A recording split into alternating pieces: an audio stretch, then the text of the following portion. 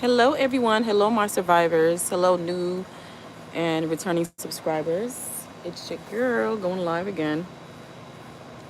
So I'm gonna make this quick. I'm not gonna try to. I'm gonna try not to make it too long. I am kind of cooking, I guess. Yeah, I am cooking. Anyway,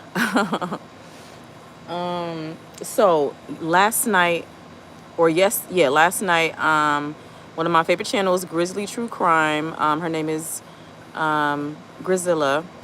Correct me if I'm wrong, y'all. If you're a subscriber of her, let me know if I'm saying her name wrong.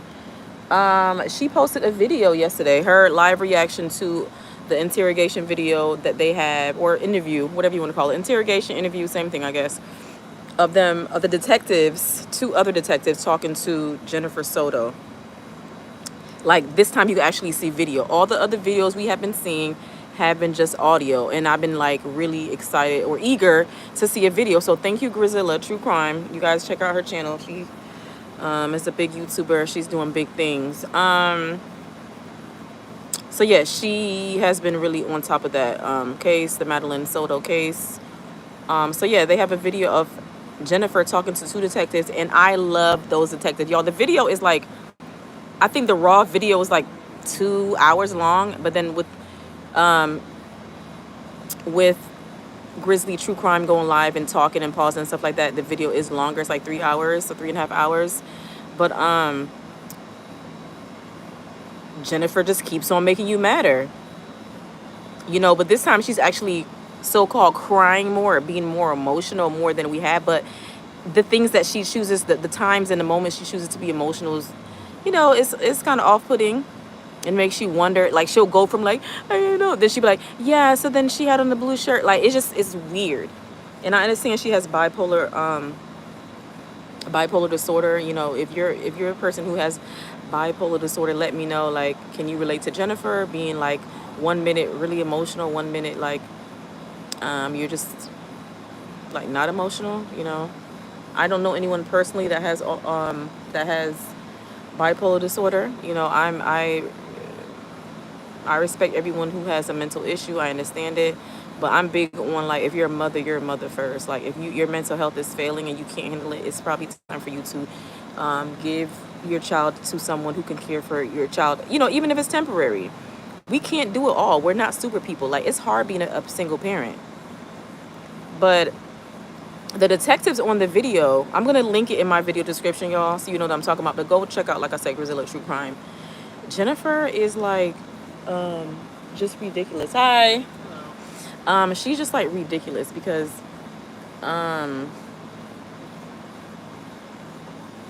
she goes between, like, you feel sympathy for her, then you don't feel sorry for her.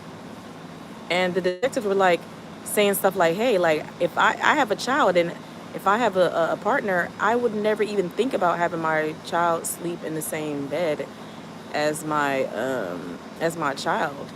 Like, the detective cannot hold it in anymore. They think her actions are absolutely ridiculous. Like most professionals, you're supposed to be professional even if you think the person is guilty. But you can tell that the detectives are like, look, I'm tired of the BS. Like, this is absolutely ridiculous. And Jennifer was saying that she would allow, obviously we all know that Jennifer Soto allowed her daughter, Madeline Soto, to sleep in the same bed as her ex-boyfriend. And if you all already don't know, Madeline Soto was killed by Jennifer Soto's ex-boyfriend, Stephen Stearns. So Jennifer was saying that she would allow Stephen to sleep in the bed with all of them, and he would sometimes just have on boxers and a t-shirt, which is ridiculous.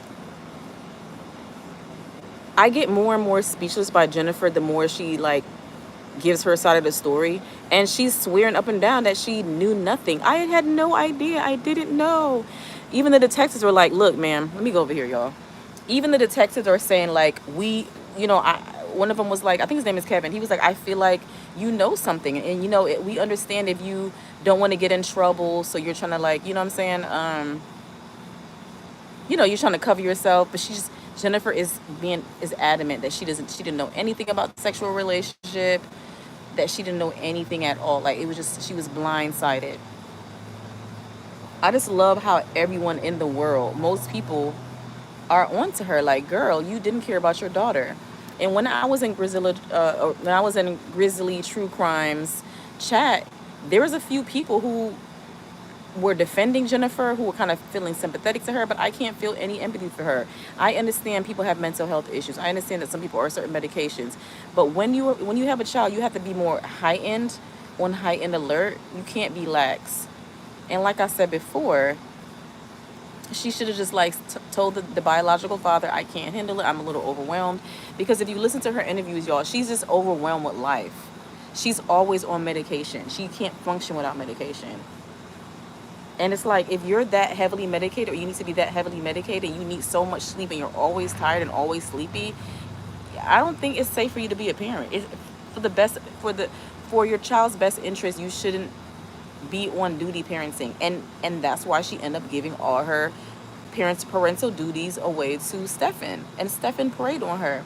You know, I will say that I believe that Stefan did prey on Jennifer, of her being just gullible and just being mentally unstable. And from the interview, Jennifer said that she's the one who basically made the first move with Stefan. I think they met at Disney World or Disney Resort, whatever they were working at, and they were friends for a while. And then Jennifer said that she made the first move to him. She's like, "Hey, do you want to hook up?"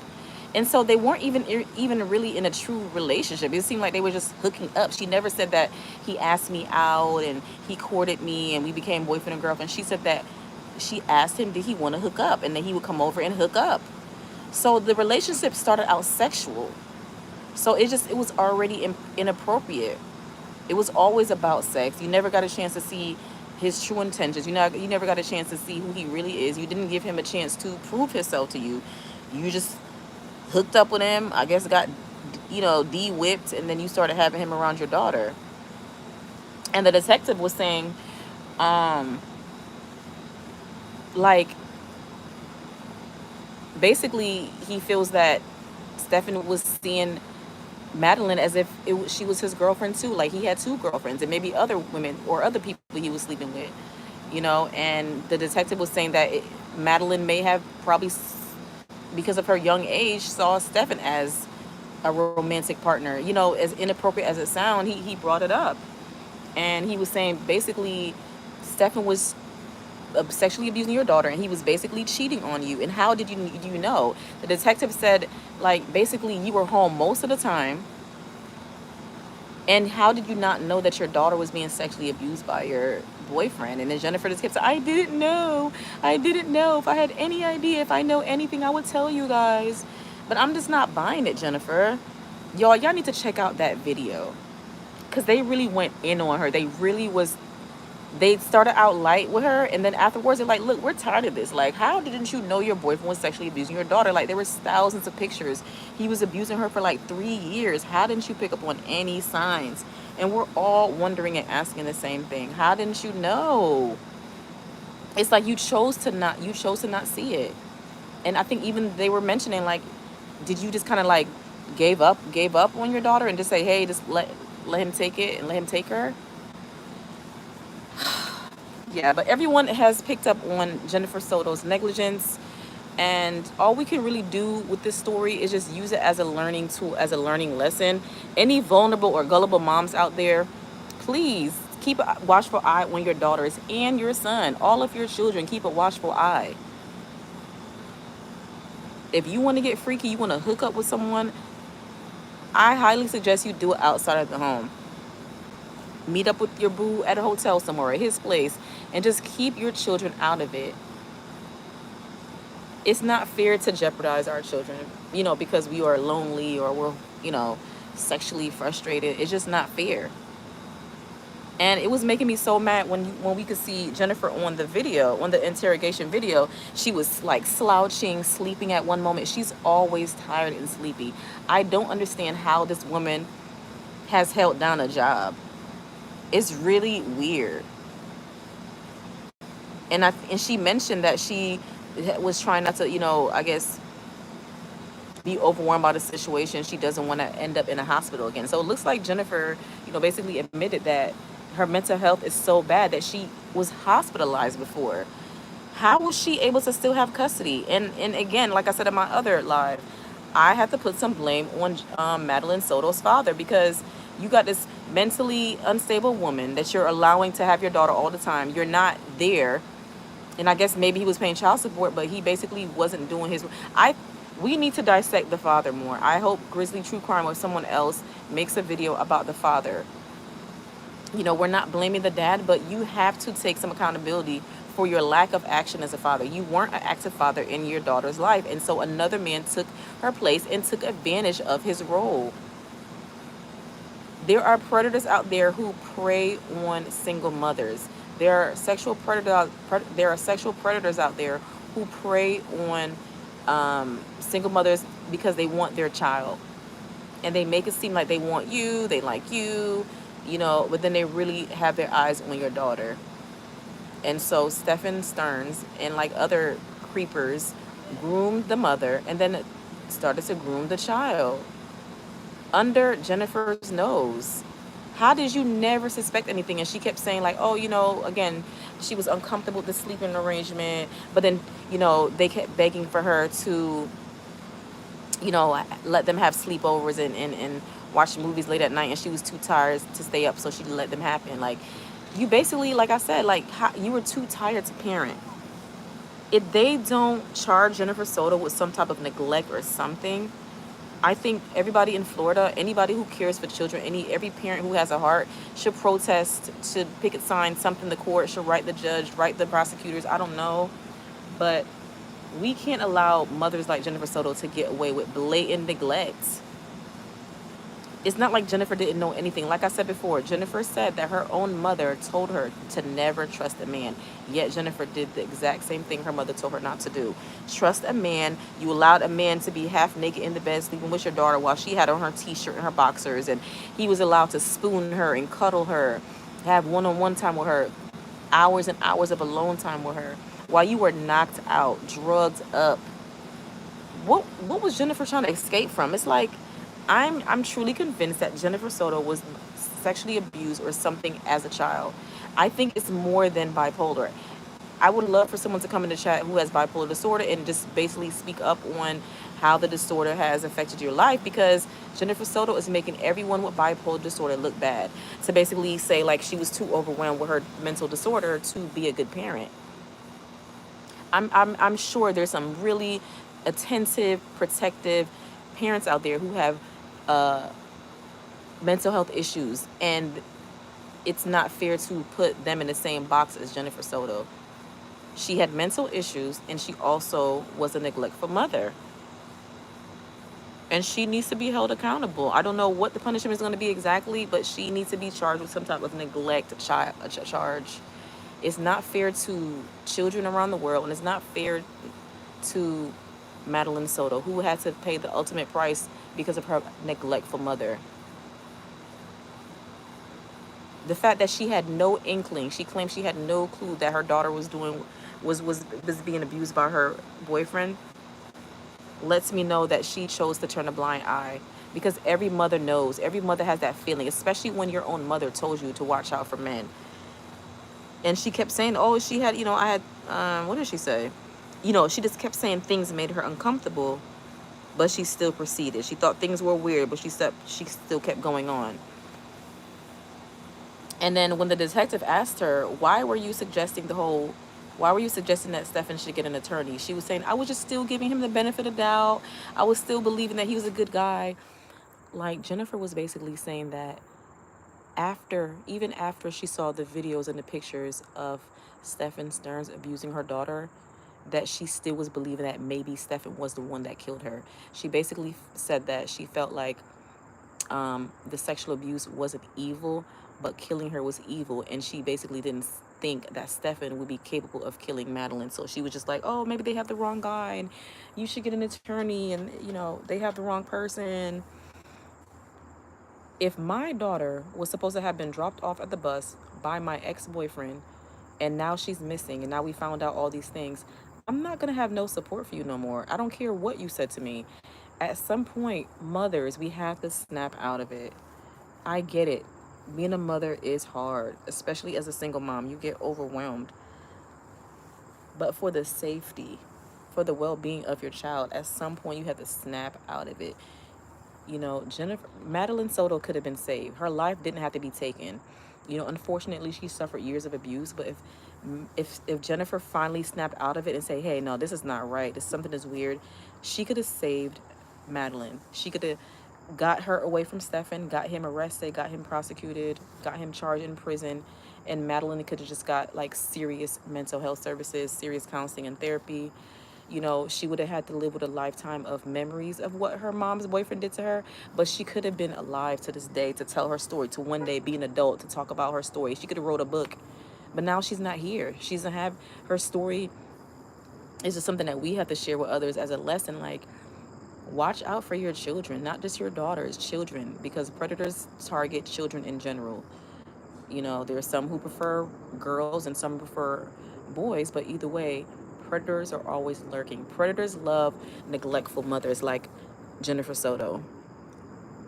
Sexual predators love when you're not watching your kids. They love when your child is sad and has low self-esteem and depressed and you know, withdrawn and don't really have any friends. They love that.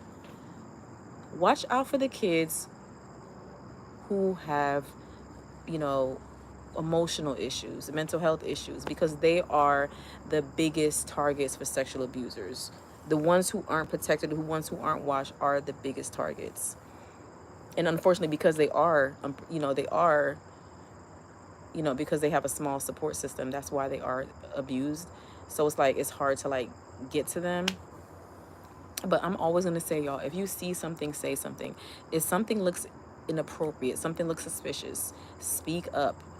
It doesn't matter if you end a friendship or a relationship or a family, to speak up for what's right. You have to speak up for what's right.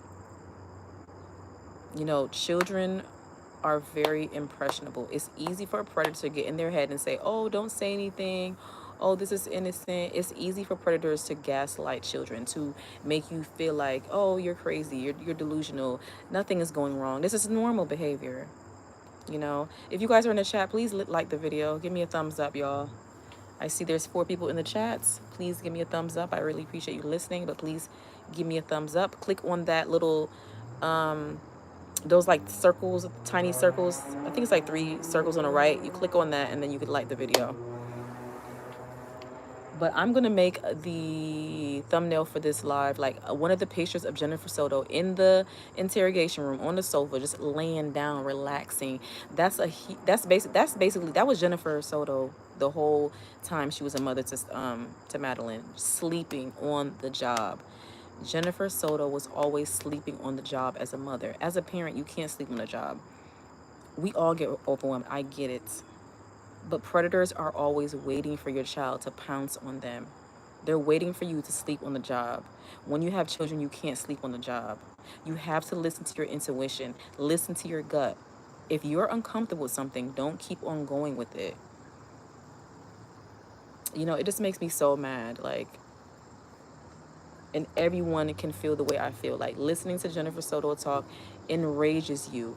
It makes you so mad, especially if you're a survivor of childhood abuse, childhood sexual abuse. Because, you know, for me, I wasn't protected. So I get so mad at mothers like Jennifer Soto. Just so caught up in their own mental health, so caught up in their own lives, their job, their this and that. Very selfish, very self-absorbed mothers, you know, create neglected children. Like, how can you ignore the signs? How can you be okay with your boyfriend sleeping in the bed with you and your daughter when you know your boyfriend has a high sex drive? He wants to try kinky things. He's cuddling with your daughter. He's insisting on sleepovers, you know? And Jennifer said that Madeline would confide in Stefan more than she would confide in her.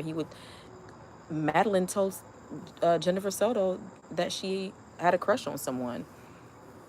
For her to feel comfortable enough to tell Stefan and not her own mother lets you know how twisted that relationship was, how twisted that home was. I want to speak on one more thing before I get off this live, y'all. So in the interrogation video, Jennifer talked about how when she was sleeping the Sunday night, the night that, you know, the last night she saw her daughter, that she thinks she heard Stefan go downstairs to use the bathroom next to her room. And there's a bathroom upstairs in their condo, but Stefan was not allowed to use the bathroom upstairs because the two female roommates that lived upstairs were not comfortable with sharing a bathroom with a man.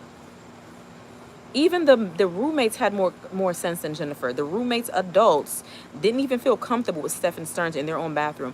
Yet Jennifer felt comfortable having her daughter in the same bed with her boyfriend, and she thought it was normal. She didn't think anything was wrong with it. The whole interrogation, she never said, "I didn't think it was weird. I didn't think it was wrong." She didn't think anything was wrong with the situation. And if the roommates had an inkling about Stefan, I feel like one of them should have did like an anonymous report. If you if your own roommates are not comfortable with your boyfriend using their bathroom, it lets you know something. It lets you know something. That should have been a red flag for her. I mean, Jennifer just ran over all the red flags with Stefan. She ran over. It's like, it doesn't make any sense, y'all. Stefan wasn't even a provider where you could see, okay, well, she was blinded because he was paying all her bills and he was catering to her. He treated her like a queen and a princess so he could distract her from the abuse. He didn't do nothing for her. All he did was take over the parental roles that Jennifer was supposed to do for her daughter, Madeline. And Jennifer just loved it so much so she could sleep in, so he could do everything for her while she gets to sleep and be high and drugged up. But Stefan was not a provider. He wasn't a protector. He was trash. So Jennifer Soto has been holding on and she's been a ride or die chick for a man that wasn't even like a stand-up guy. Wasn't even didn't have any money, didn't have anything, didn't do anything. He wasn't doing anything for you other than putting your daughter to bed and sexually abusing her. You knew something. Those detectives are very experienced, very smart men, and they read the room. They read the body language. They knew that they feel like you have something to do with it. I mean, the man felt so strong he had to speak up. He said, "In my opinion, I feel like you knew something." He was basically like, "I'm not gonna speak for the sheriff's office or any other detective or whatever, but I really feel like you knew something." And she just kept saying, "No, I didn't know. I didn't know." Still trying to play that. Her voice is annoying. I don't know whose voice is more annoying, Jennifer Soto or Stefan Stearns. They both should be in a cell together. Like, honestly, they should be in a cell together. They should put Jennifer Soto in a male prison with Stefan. Real talk. Because you left your daughter out for a predator, so you should be put out for the other predators that's in prison. Like, I don't have any mercy for her. I'm sorry. I don't have mercy for moms who allow their child to be sexually abused. Even if you didn't want them to be abused, you basically allowed it because you were lackluster, you were inactive, you turned a blind eye, you ignored red flags. So it just makes me mad. And I don't respect that. Like, Jennifer Soto had time to save her daughter. She could have finally snapped out of it and said, "You know what? I think Stefan has been over here too much. I feel like this is weird now. This is getting too weird." You could tell that Jennifer never had a one-on-one with her daughter to sit down and say, "Hey, how do you feel about Stefan? Do you like him? Do you not like him? Does he do anything you don't like?" You got to ask your children questions. Let them know you care about their opinions. What do you think about him? We knew that Madeline thought that he was weird. He ate up all the food and he was just like a, freeloader. But Jennifer never really had a deep conversation with her daughter. She was too consumed with her own self. She was very selfish, a selfish, neglectful mother. And I will never respect her or mothers like her. Like I said, there's no perfect person. There's no perfect mother. But to the end, she defended this child molester. She had to see videos. The murder had to be confirmed for her to say, "Oh, now I see that he was weird. Now I see. Just blind. Like, it's blind. Just willfully blind. But you guys definitely go ahead and check out the video. Like I said, I will leave that video link in my description. Check out Grizella True Crime. I really like her channel. She also did a video, posted a video about Stefan Stearns. He's so disgusting. Oh my God. Like, his body looks like a dad bod, and he wasn't even a dad. Like, just so disgusting. And like, that's what Jennifer was like obsessed with. Jennifer was obsessed with Stephen Stearns, and it's sick. And that's how he got her. He was like, I'm gonna use up this dumb mom and use her daughter and just abuse the entire situation. And all the people who were onto him and probably felt a certain way about him didn't speak up. So he grooms both of them, and one of them was an adult. And it's like, that's why I can't give her any grace, because you were an adult. Madeline wasn't. She was gullible, not gullible. She was vulnerable to the situation. She was just a kid. She had no choice. She didn't choose to have this man in her home. Her mother did. So she basically had to be in survival mode and just deal with the abuse, because her mother was not looking. No one was caring about her. The counselors, everybody failed Madeline. And Madeline was a true survivor. She tried to make it to the end, but like the detectives mentioned, like, it's possible that maybe Madeline was pregnant and Stefan didn't want to deal with that, so he killed Madeline. Who knows why he truly killed her? But either way, we know he's trying to cover up his crime, try to, something really bad went down of why he killed her. And pregnancy really seems plausible, because they were saying about how Madeline may have missed her period or was missing her periods. And just this sick man. I mean, I hope that, Madeline's soul is at peace, to be away from her neglectful, abusive, unloving mother, and to be away from a sexual predator. I just hope that this story is a lesson to all mothers out there, all single mothers. Always keep your guard up with your daughters. Whether it's your boyfriend, your husband, your fiance, watch your children. Hide your kids, hide your wife, because they raping everybody out here, okay? Like, real talk. No one wants to recover from sexual trauma or sexual assault. It's horrible. It's unimaginable. Like, it's not something that's easy to live with. So let's try to avoid that kind of trauma for our children. Like, it's hard to escape this life with not having any type of trauma and just a perfect life, But let's try to do the least amount of harm. I think that's one of the mottos of veganism, I think. Anyway, but parents, I'm talking to myself as well. Let's do the best that we can with our children to protect them by any means necessary and do the least amount of harm.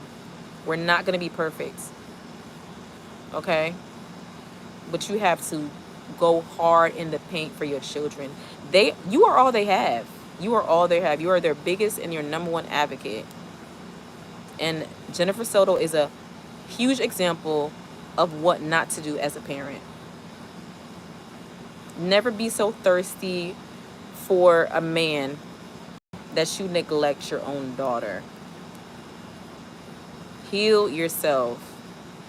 If you are like easily irritated with your child, don't want to be around them, don't want to be bothered, you need some help. You need to go see a mental health professional, to sit on their couch, sit on their chair, virtual, whatever, and talk to them. Why does my daughter irritate me? Why do I hate being a parent?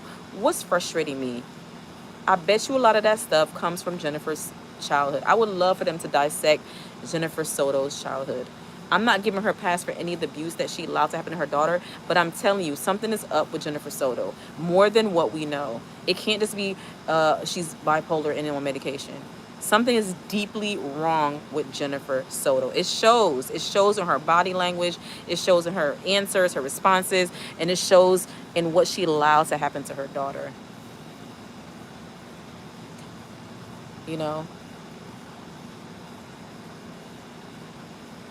Jennifer was basically Stephen Stearns' partner in crime. Jennifer opened the door to a criminal, and she closed her eyes and her mouth to the abuse. Anybody with a brain and common sense could see that the relationship that Stephen Stearns had with Madeline Soto was highly inappropriate. And people would have maybe a little bit more sympathy or empathy for Jennifer if she finally admit, you know what, I effed up. I was so wrong. I should have never let him do it. But she's like, basically, like, I thought he was innocent. I thought. Anyway, y'all, I'm gonna keep going in circles. Please like the live, y'all. I appreciate it if you give this live a like. I don't want to go around in circles, but I'm going to finish watching the video. It's like another hour left, and maybe I'll make another live tomorrow, another day, to talk more about it. This story is just like, I'll never forget the story, and I have so much I could say about the story. You know, it hurts more when you're a survivor. Any human, any mother, any parent that has a heart or has a brain would feel like really sad for Madeline, what she had to go through, what she had to suffer. But especially when you had to go through that as well as a child, you hate to see someone else go through that. You know how much it really destroys your life, and you have to truly rebuild your life from the bottom up to get through it. But anyway, you all, thank you, whoever is in the live, whoever, jumped in, jumped out, whoever's watching the playback. I really appreciate your supports. If you're new here, welcome. If you're not new, welcome back. My channel is called my channel is called Why Are Humans Like This? I love to, answer the question why, or figure out why. But I focus on abuse survivors. I am a survivor of childhood abuse and neglect. I have been through a lot, and I know some of you who are also survivors have been through a lot.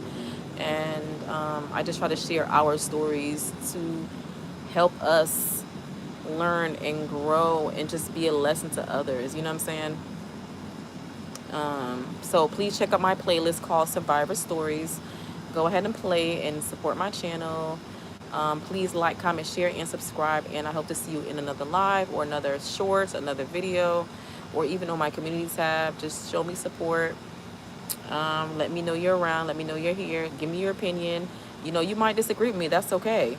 But when it comes to children, I go hard in the paint. Like I said, we all had to live and learn. We all didn't wake up one day and became perfect parents or great parents. We had to learn some lessons, or we had to see some bad examples. You know what I'm saying? No one is perfect in this life. No one is perfect in this world. But you have to make use of your time here. It's limited time. We don't know how long we're going to be here. So if you're not growing, you're not expanding, you're not, advancing in life, what are you even doing here? Look at the sky, y'all.